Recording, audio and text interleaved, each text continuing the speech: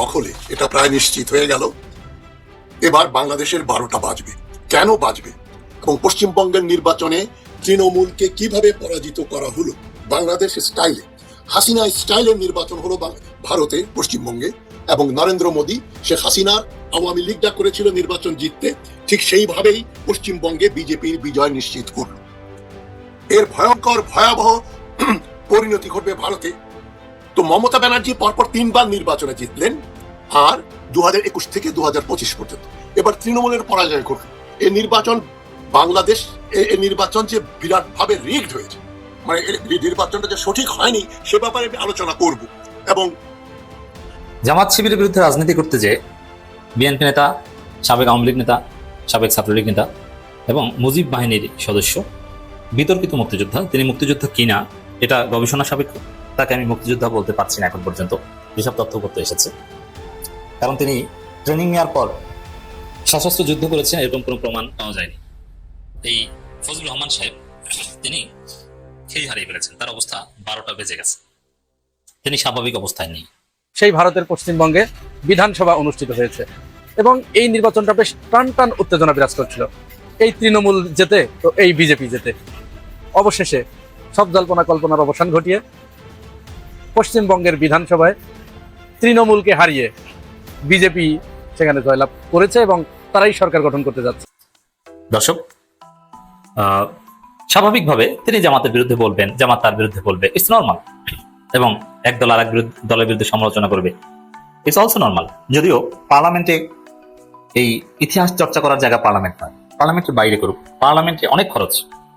Parliament হচ্ছে জনগণের জন্য আইন প্রণয়ন করা, জনগণের ভালো মন্দ ঠিক করা, জনগণের সুবিধা অসুবিধা নিয়ে আলোচনা করা, সিদ্ধান্ত নেওয়া। সেখানে 71-এ কে কার বাল ছিড়ছে এগুলো পার্লামেন্টে কখনো আলোচনার বিষয় হতে পারে। দিস ইজ অ্যাবসার্ড, ফালতু। এর চেয়ে জঘন্য নোংরামি কিছু হতে পারে না। আমি তো মনে করি বাংলাদেশে যদি কোনো অ্যাসেটিক সরকার আসে, যারা আত্মনিয়ন্ত্রণ করবে, যারা অপচয় রোধ করবে, যারা জনগণের টাকা অপচয় করবে না, জনগণের প্রত্যেকটা পয়সা এফিসিয়েন্টলি প্রপারলি ইউটিলাইজ করবে, এরকম যদি কোনো সরকার আসে, তো ফজলুর রহমানদের মতো যারা উদ্ভট কথাবার্তা পার্লামেন্টে বলে, এদেরকে ধার ধাক্কা দিয়ে পার্লামেন্ট থেকে বের করে দিতে। আরে তুমি পার্লামেন্টে এসেছো, তুমি জনগণের সমস্যা নিয়ে কথা বলবে, তুমি আইন প্রণয়ন করবে। এখানে এসেছো ইতিহাস চর্চা নেই। ইতিহাস চর্চা তুমি প্রেস ক্লাবে যাও, শিল্পকলা একাডেমিতে যাও, আরসি মজুমদারে যাও, সিনেট ভবনে যাও, ঢাকা বিশ্ববিদ্যালয়ে ক্লাসরুমে যাও, তুমি পত্রিকায় কলাম লেখো, রাজনৈতিক মাঠে বক্তব্য দাও, কিন্তু পার্লামেন্টে তুমি ইতিহাস চর্চা করতে এসেছো কেন? আর পার্লামেন্টে যারা এসেছে সবাই জনগণের মাধ্যমে নির্বাচিত, সেখানে ইতিহাসের চর্চা করে কাউকে খারিজ করে দেওয়া, পাকিস্তানপন্থী রাজাকারের বাচ্চা বলা, এতে ঘাট ধাক্কা দিয়ে পার্লামেন্ট থেকে বের করে দেওয়া উচিত, ঘাট ধাক্কা দিয়ে, এবং বহিষ্কার করা দরকার পার্লামেন্ট থেকে এ ধরনের ফাজলামি করলে। এটা এই ফজলুর রহমান ওরফে ফজলু পাগলা করেছেন এই কাজ, আর অনেকে করছে। ইতিহাস চর্চা করে কি উদ্ভট, সেকেন্ডে কত টাকা খরচ হয়, লক্ষ লক্ষ টাকা খরচ হয় পার্লামেন্টে, অথচ তারা কি করছে সেখানে। তো দর্শক, তো হ্যাঁ, ইতিহাস চর্চা পার্লামেন্টের বাইরে আপনি করেন, এটা রাজনীতি। যেমন জামাতকে বিএনপি রাজাকার, স্বাধীনতা বিরোধী বলবে, যদিও বিএনপিও রাজাকার এবং স্বাধীনতা বিরোধীদের মাধ্যমে প্রতিষ্ঠিত একটা দল, তারপরে তারা বলবে, জামাতও বলবে, জামাতকে যখন বিএনপি বলবে যে আপনারা তো রাজাকার স্বাধীনতা বিরোধী, বিএনপি বলবে আপনারাও রাজাকার স্বাধীনতা বিরোধী। অনেক সেক্টর কমান্ডার, মুক্তিযোদ্ধাদের মতে এবং স্বাধীনতার সর্বাধিনায়কের কন্যার মতে জিয়াউর রহমানও রাজাকার ছিল, আর বিএনপির অন্যান্য তো বেশিরভাগই রাজাকার ছিল। যাদু মিয়া, সালাউদ্দিন কাদের চৌধুরী, ফজলুল কাদের চৌধুরী এবং শাহজিজুর রহমান, আব্দুর রহমান বিশ্বাস, এরা তো সবাই রাজাকার, স্বাধীনতা বিরোধী, সাজাপ্রাপ্ত রাজাকার। জামাত বলবে আমরা একটু কম রাজাকার, কারণ আমাদের কোনো সাজাপ্রাপ্ত রাজাকার ছিল না। 72-এর কোলাবরেটরস অ্যাক্ট অনুযায়ী সাজাপ্রাপ্ত কেউ আমাদের দলে ছিল না, কিন্তু বিএনপিতে সাজাপ্রাপ্ত অনেকে ছিল। আপনাদের আজকের মন্ত্রী মির্জা ফখরুলের বাবা রাজাকার ছিল, আমির খসরু মাহমুদ চৌধুরীর বাবা রাজাকার ছিল। তা আপনাদের দলেই রাজাকার বেশি, আমরা তো এখন রাজাকার মুক্ত। মুক্তিযুদ্ধ আপনাদের দলেও আছে, আমাদের দলেও আছে, এবং আপনাদের দলে যারা আছে এরা মুজিব বাহিনীর ষড়যন্ত্রকারী মুক্তিযোদ্ধা, আর আমাদের দলে আছে একদম সশস্ত্র মুক্তিযোদ্ধা, মুক্তি বাহিনীর মুক্তিযোদ্ধা, মুজিব বাহিনীর মুক্তিযোদ্ধা না, জেনারেল এমএজি ওসমানীপন্থী মুক্তিযোদ্ধা, ভারতপন্থী মুক্তিযোদ্ধা না। তো দর্শক, এই বাস্তবতায়, এই পরিস্থিতিতে একে অপরের বিরুদ্ধে চর্চা খোঁচা এটা চলবে। জামাত বলবে, বিএনপি বলবে, যদি জামাত ঠিক মতো বলতে পারে না। জামাতকে যখন বিএনপি রাজাকার বলে, তখন জামাতের উচিত বিএনপিকে রাজাকার বলা। জিয়াউর রহমানকেও জামাত রাজাকার বলতে পারে, সেখানে রেফারেন্স দিয়ে, যদিও জিয়াউর রহমান কখনোই রাজাকার না। জিয়াউর রহমান সেক্টর কমান্ডার, বীর মুক্তিযোদ্ধা, শহীদ প্রেসিডেন্ট জিয়াউর রহমান, কিন্তু বিএনপির মুখ ঠান্ডা করতে এটা বলতে পারে। ঠিক আছে, জিয়াউর রহমানকে না বলুক, আরো বাকি যে রাজাকার ছিল তাদের কথা তো বলতে পারে, কিন্তু বিএনপি সেটা, জামাত সেটা বলে না। কিন্তু জামাত পাল্টা, যেমন জামাতকে যদি রাজাকার বলে তাহলে জামাত বলে যে তোমরা তো চাঁদাবাজ। এখন কেউ কাউকে চাঁদাবাজ বলবে, রাজাকার বলবে, এটা রাজনীতিতে চলতে থাকবে, এটা কোনো সমাধান হবে না। বাংলাদেশের রাজনীতি যতদিন আছে ওটা বলতে হবে, কিন্তু পার্লামেন্টে বলাটা বন্ধ করতে হবে। ফজলুর রহমান স্বাভাবিকভাবে এটা নিয়ে একটু রাজনীতি করতে পছন্দ করেন, তিনি যেহেতু আওয়ামী লীগের লোকজনের ভোট পেয়েছেন, ঠিক আছে, এগুলো তার একটা আলাদা কৃতজ্ঞতা বোধ আছে আওয়ামী লীগকে খুশি করার, বলবেন, ঠিক আছে। কিন্তু ফজলুর রহমান মানসিকভাবে বিকারগ্রস্ত হয়ে সেই হারিয়ে ফেলেছেন। আমি তার প্রমাণ দেখাবো এখন। তার মানসিক অবস্থা ভালো নয়, কারণ তিনি যে ট্রলের মুখোমুখি হয়েছেন, এমনকি তিনি মুক্তিযুদ্ধ কিনা এটা নিয়ে এখন প্রশ্ন তোলা হচ্ছে, এমনকি ইভেন পার্লামেন্টে নাহিদ ইসলাম প্রশ্ন তুলেছেন, মুজিব বাহিনীর লোকজন এরা ষড়যন্ত্রকারী, এরা মুক্তিযোদ্ধা না। তখন ফজলুর রহমানের বুক একদম চৌচির হয়ে যায়, বুকটা ফেটে যায়। ফজলুর রহমান আহা, আমাকে এই কথা বললো, আমি মুক্তিযোদ্ধা না, কেমন লাগে, অথচ বিরাট মুক্তিযোদ্ধা সেজেছে। ওদিকে পিনাকি ভট্টাচার্য যে ধোলাই দিয়েছে, জামাতের লোকজন যে ধোলাই দিচ্ছে, জীবন তামাতামা হয়ে গেছে। এমনকি ইসলামপন্থী অনেক হুজুর আলেম ওলামা বলছে যে ফজলুর রহমান মারা গেলে তার জানাজা আমরা পড়বো না। এতে ফজলুর রহমানের মানসিক অবস্থা খুব খারাপ হয়ে গেছে। একজন রাজনীতিবিদ তার জানাজা কে পড়বে কি পড়বে না বা এইসব বিষয় নিয়ে কোনো কথা বলতে পারে না। বুঝতে হবে যে তার অবস্থা ভালো না, তিনি মানসিকভাবে বিপর্যস্ত হয়ে পড়েছেন। ফজলুর রহমান নিজে তার জানাজা কে পড়াবে কি পড়াবে না এগুলো নিয়ে বক্তব্য দিচ্ছে। চিন্তা করেন কত নিচে নামতে পারে। মানসিকভাবে হতাশাগ্রস্ত হয়ে, বিকারগ্রস্ত হয়ে তার জানাজা কে পড়বে পড়বে না, পড়াবে না, এইসব নিয়ে কথা বলছে। দেখেন, এটা নিয়ে সমস্ত গণমাধ্যম রিপোর্ট করছে ফজলুর রহমানের জানাজা কারা পড়াবেন। ওদিকে আমার প্রিয় ভাই গোলাম মোল্লা রনি বলেছেন যে আমি ফজলুর রহমানের জানাজা পড়াবো, তো গোলাম মোল্লা রনির মতো হুজুররা জানাজা পড়াবে। এটা নিয়ে ট্রল হচ্ছে, এতে তাকে মানসিকভাবে পীড়া দিচ্ছে। আর এই জন্য তিনি নিজে এটা নিয়ে কথা বলছেন। তিনি যদি মানসিকভাবে সুস্থ থাকতেন, অথবা জামাত শিবির বিরোধী রাজনীতি যদি সুন্দরভাবে স্মার্টলি করতে পারতেন, ধরা না খেতেন, তাহলে এইসব জানাজা এইসব বিষয় নিয়ে তিনি কথাই বলতেন না, তিনি 71 নিয়েই পড়ে থাকতেন। কিন্তু এখন তার জীবন এতটা অতিষ্ঠ করেছে জামাতপন্থীরা যে তার জানাজাকে পড়াবে কি পড়াবে না এটা নিয়ে তাকে কথা বলতে হচ্ছে, এটা নিয়ে মিডিয়ার সামনে তাকে বক্তব্য দিতে হচ্ছে। এবং তিনি খেই হারিয়ে ফেলেছেন, তার অবস্থা 12টা বেজে গেছে, অবস্থা ভালো না। তো দর্শক, আমার জানাজা পড়াবে না বলে যারা বলে তারা জামাতের লোক বলে মন্তব্য করেছেন ফজলুর রহমান বলেন, যারা এসব কথা বলছে তারা জামাতের লোক।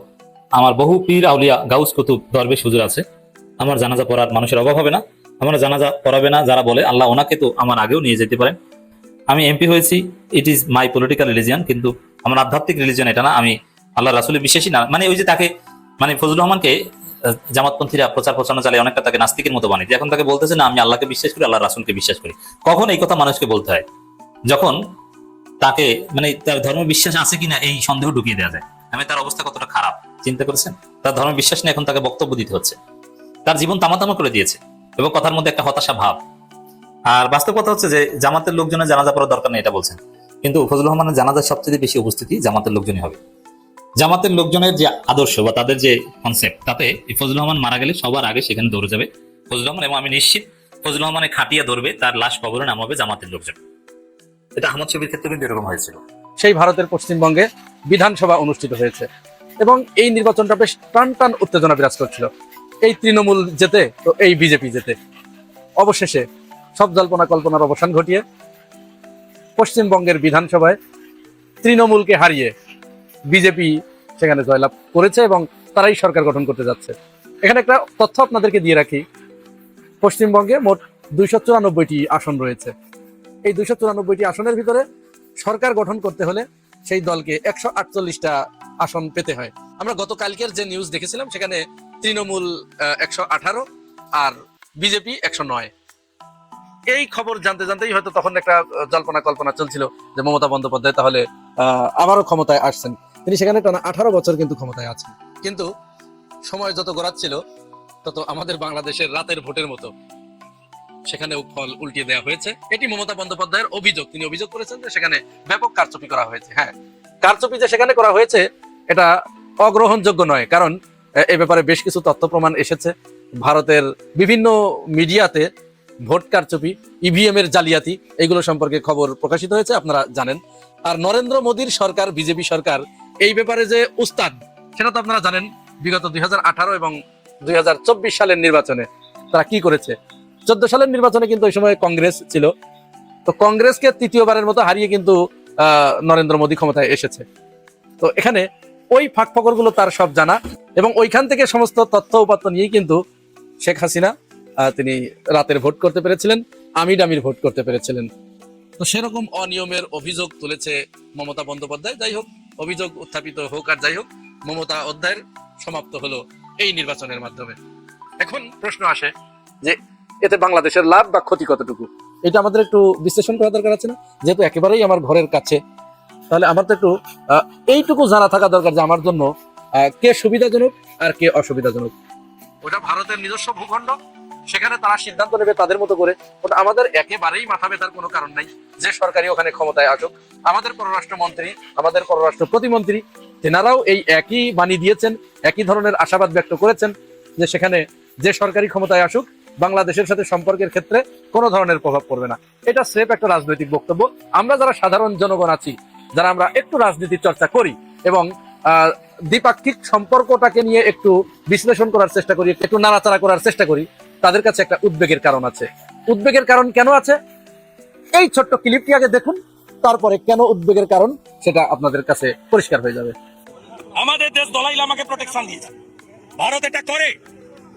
হাসিনা ওয়াজেদ বৈধ প্রধানমন্ত্রী, এরা অবৈধ। হাসিনা ওয়াজেদ প্রধানমন্ত্রী হিসেবেই ঢাকাতে শাহজালাল এয়ারপোর্টে নামবেন, স্যালুট দিয়ে নিয়ে যেতে হবে হাসিনাকে। এখন এখানে দেখলেন, যাকে দেখলেন এই যে বক্তব্য দিল, উনি হলেন বিজেপি নেতা, অর্থাৎ এই শুভেন্দু অধিকারী তিনিই হতে যাচ্ছেন মমতা বন্দ্যোপাধ্যায়ের স্থলাভিষিক্ত। এখন যে শুভেন্দু অধিকারী এই জাতীয় বক্তব্য দিতে পারেন যে শেখ হাসিনা ওয়াজেদ এখনো বাংলাদেশের বৈধ প্রধানমন্ত্রী, তাহলে তার ক্ষেত্রে তার পররাষ্ট্র নীতিটা কতটুকু পরিবর্তন হবে এবং তিনি বাংলাদেশ সম্পর্কে কি চিন্তা ভাবনা করছেন, এই বর্তমান সরকারকে, বিএনপি সরকারকে তিনি কতটুকু সাপোর্ট করবেন, সহযোগিতা করবেন, এটি আপনাদের কাছে তো বুঝতে কি আর কষ্ট হবার কথা? কষ্ট হবার কথা নয়। সবচেয়ে বড় কথা যে এই শুভেন্দু অধিকারী কোন দলের সদস্য, তিনি কোন দল থেকে নির্বাচিত হলেন? তার দলের নাম বিজেপি। এটা হচ্ছে কট্টর হিন্দুত্ববাদী, অর্থাৎ সাম্প্রদায়িক শক্তি। এটা উগ্র হিন্দুত্ববাদী একটি সংগঠন। এরা ভারতকে হিন্দু রাষ্ট্র বানানোর জন্য মরিয়া হয়ে উঠেছে। সবচেয়ে ভয়ঙ্কর ব্যাপার হচ্ছে এরা মুসলমানদের প্রতি তাদের এত বিদ্বেষ এবং এত ঘৃণা। এই বিধানসভায় এই বিজেপি থেকে একজন মুসলমানকেও কিন্তু সেখানে নমিনেশন দেওয়া হয় নাই, যদিও এই বিধানসভা নির্বাচনে বিভিন্ন দল থেকে, তৃণমূল এবং অন্যান্য দল থেকে প্রায় 50 জনের মতো মুসলিম প্রার্থী তারা সংসদে যাচ্ছেন।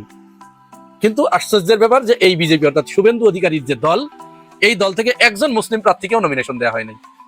পুরা মুসলিম শূন্য। তার মানে কত কট্টর এবং হিন্দুত্ববাদী এবং সাম্প্রদায়িক, এবার বুঝতে পেরেছেন?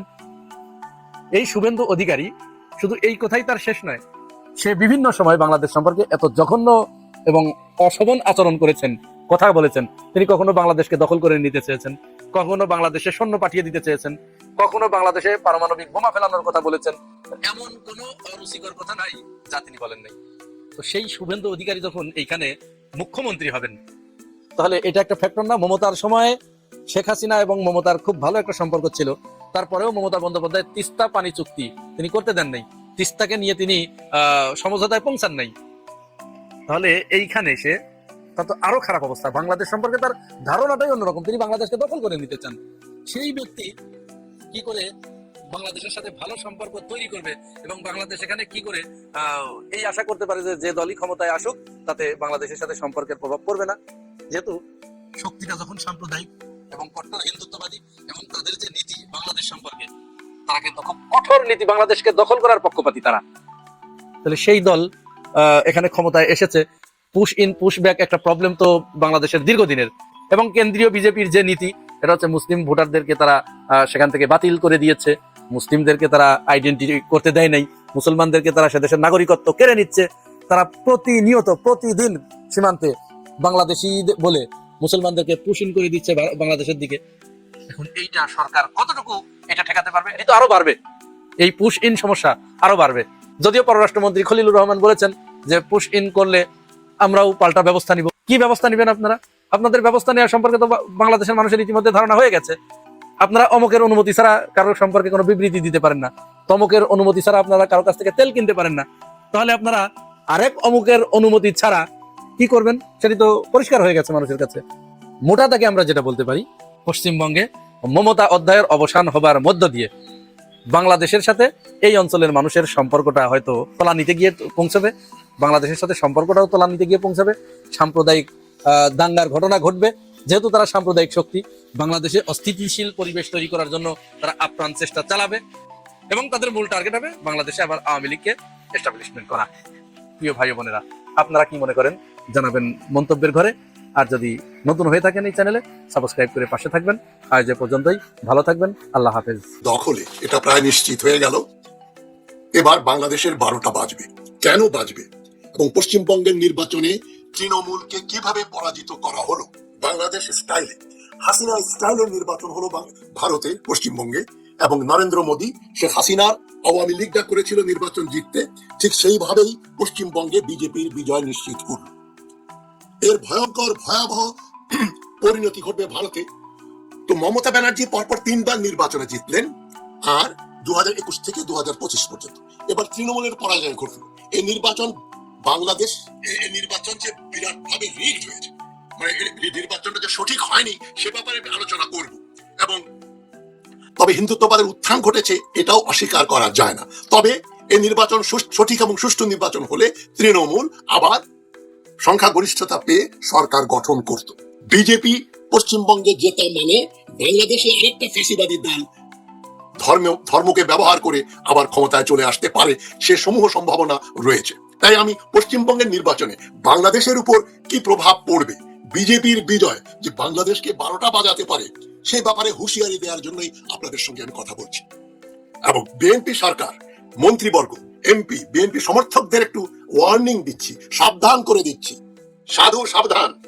আপনারা ভারতকে খুশি করার চেষ্টা করে বাংলাদেশের জন্য কেবল দুর্যোগ আর দুর্যোগ ডেকে আনবেন। দয়া করে এটা করবেন না। আমি তারেক রহমান সাহেব, আমার অ্যাক্সেস নেই, দেখা হয়েছিল, আমার কোনো কথাবার্তা হয় না। যারা ক্ষমতায় থাকেন তাদের সঙ্গে আমি ধরম মহরম করি না, কেউ কথা বললে বলি। আমি যেচে স্যার, হুজুর, ভাই, এই কালচার আমার রক্তের ভিতরই নেই। আমি কাউকে তো সমাজ করতে পারি না, যেচে কথা বলি। তারেক রহমান সাহেব, ভারতের ব্যাপারে যদি আপনি সচেতন না হন, বিজেপির নেতৃত্বে যে ভারত, মোদী সরকারের ভারত, সেটা বাংলাদেশের সবচাইতে বড় শত্রু।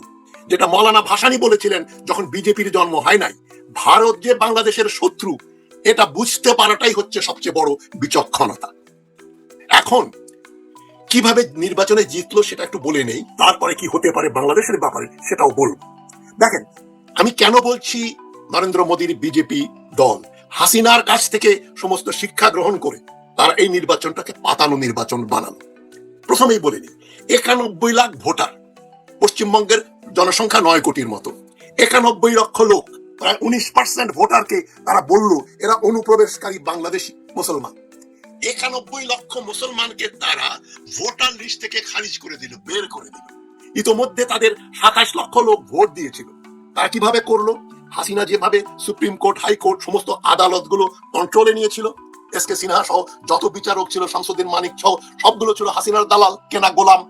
ঠিক নরেন্দ্র মোদী ভারতের সুপ্রিম কোর্টে নিয়ন্ত্রণে নিয়েছে। এবং ভারতের সুপ্রিম কোর্টে যখন এই 91 লক্ষ ভোটারের প্রতিনিধিরা মামলা করলো যে আমাদেরকে ভোটার লিস্ট থেকে বাদ দেওয়া হয়েছে, তখন সুপ্রিম কোর্ট বললো ঠিক আছে, আমরা দেখছি, এবার না হলেও আগামী নির্বাচনে আপনারা ভোট দিতে পারবেন। কি ধরনের বদমাইশি করলো ভারতীয় সুপ্রিম কোর্ট!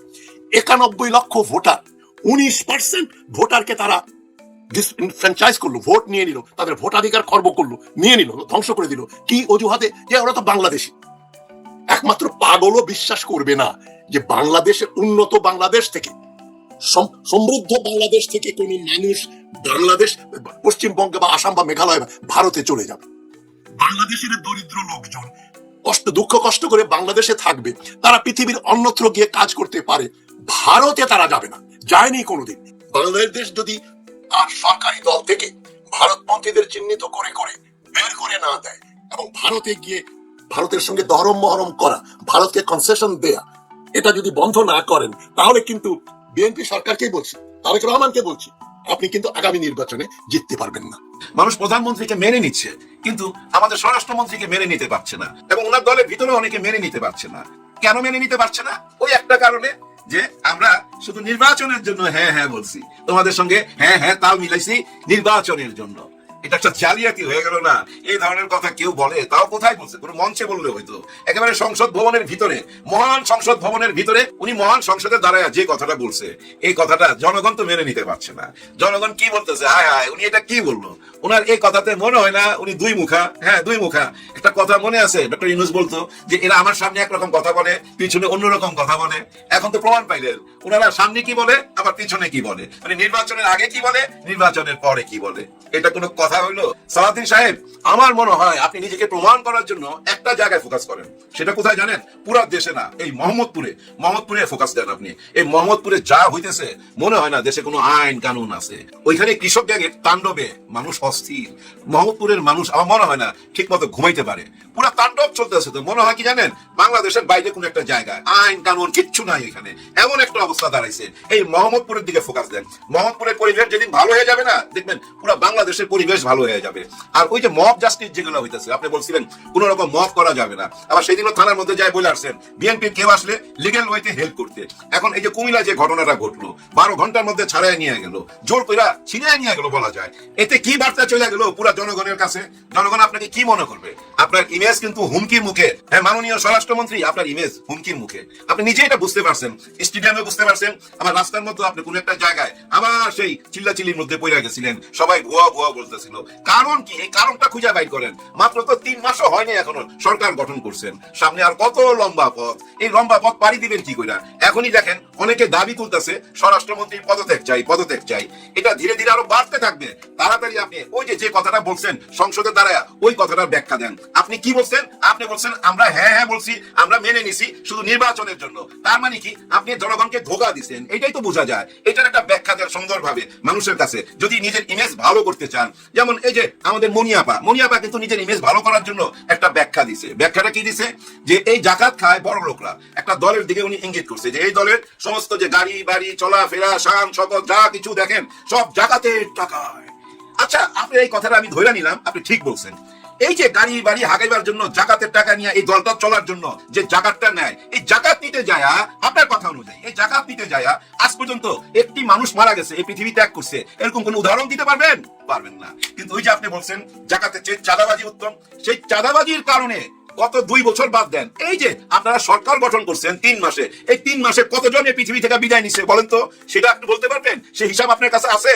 তার মানে কি চাঁদাবাজি উত্তম? ওই উত্তম কাজটা করতে গিয়া পৃথিবী থেকে মানুষকে বিদায় নিতে হয়, মা বাবার বুক খালি করতে হয়। কিন্তু আপনার কথা অনুযায়ী তারা শান শওকত গাড়ি বাড়ি হাঁকাইবার জন্য যে জাকাত নেয়, আর আপনি যেটা বলতেছেন আপনার কথা অনুযায়ী গাড়ি বাড়ি হাঁকাইবার জন্য ধনীরা জাকাত খায় একটি দলের, সেই একটি দলের জাকাত খাইতে গিয়া কোন মানুষকে কি পৃথিবী থেকে বিদায় হইতে হয়েছে? এটাকে আপনি প্রমাণ দিতে পারবেন? পারবেন না। আসলে আপনি না শাক দিয়া মাছ ঢাকার চেষ্টা করতেছেন।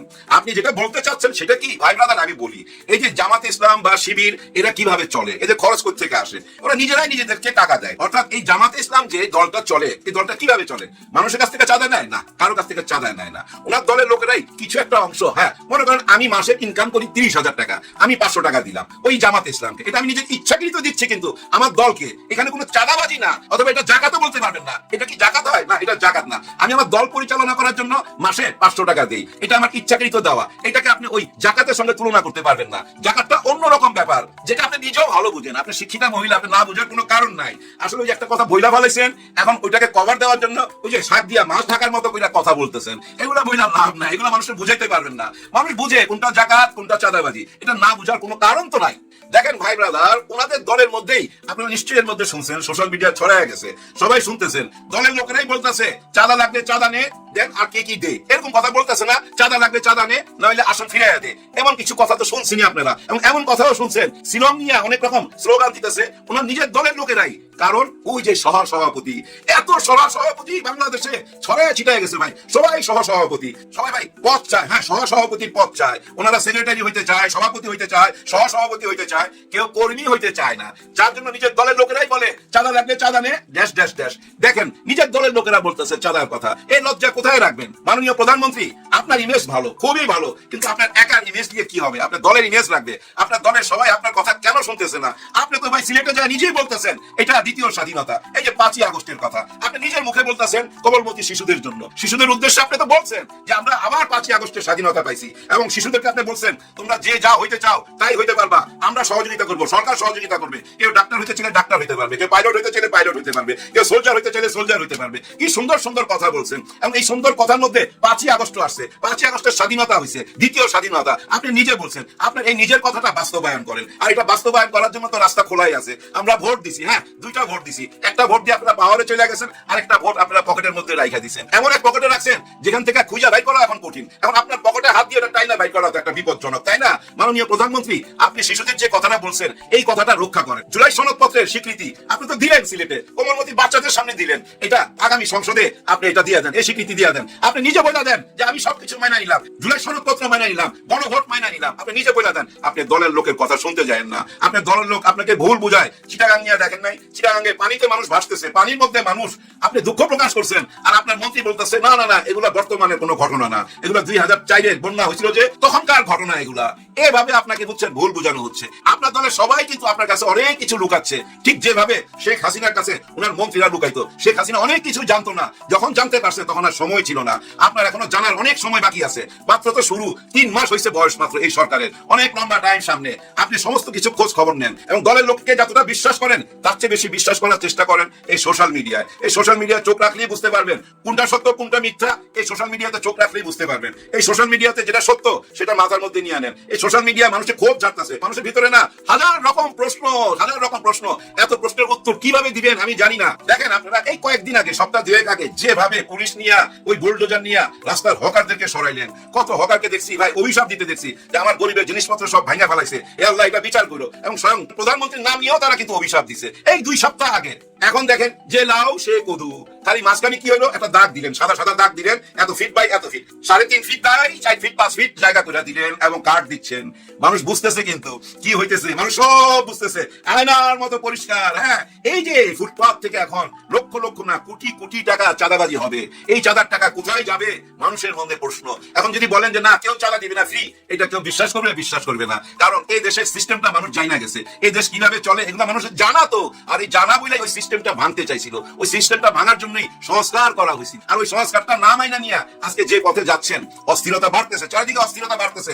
একটু তাকান, সোশ্যাল মিডিয়ার দিকে তাকাইলে আপনি বুঝতে পারবেন চারিদিকে অস্থিরতা বাড়তেছে। মাত্র 3 মাসের মধ্যে আইসা এই যে স্বরাষ্ট্রমন্ত্রীকে নিয়ে যত কথা হচ্ছে, ওনাকে সবাই সন্দেহ করতেছে। কারণ কি? কারণ এই ব্যবস্থাটা উনি নিজেই কইরা দিছে। ওনার কথাবার্তা থেকে মানুষ বুঝা নিছে যে আমরা ধোঁকা খাইছি, আমাদের সঙ্গে বেইমানি করা হয়েছে। আর বেইমানি করবেন জনগণের সঙ্গে, জনগণের সঙ্গে বেইমানি কইরা সুন্দরভাবে দেশ চালাইতে পারবেন? আমার সন্দেহ আছে। যাই হোক, দেশের মানুষের মনের মধ্যে কি চলতেছে মাননীয় প্রধানমন্ত্রী বুঝার চেষ্টা করেন।